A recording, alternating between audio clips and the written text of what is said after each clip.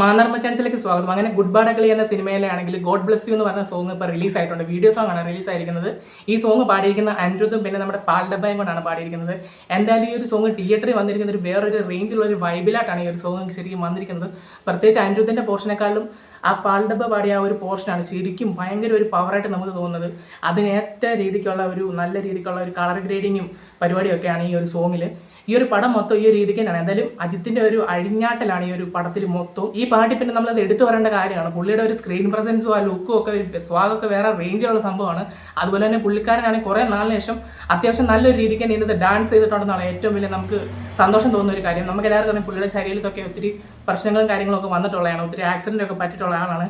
എന്നിട്ട് ഈ ഒരു ഏജിലും പുള്ളി അതൊന്നും വക വെക്കാതാണ് ഇപ്പോൾ സിനിമയിൽ അഭിനയിക്കുകയും അതിന്റെ ക്യാരക്ടറിന് വേണ്ടിയുള്ള ഒരു ഡാൻസ് ആണെങ്കിലും കാര്യങ്ങളാണല്ലോ അടിപൊളിയായിട്ട് ചെയ്യുന്നത്.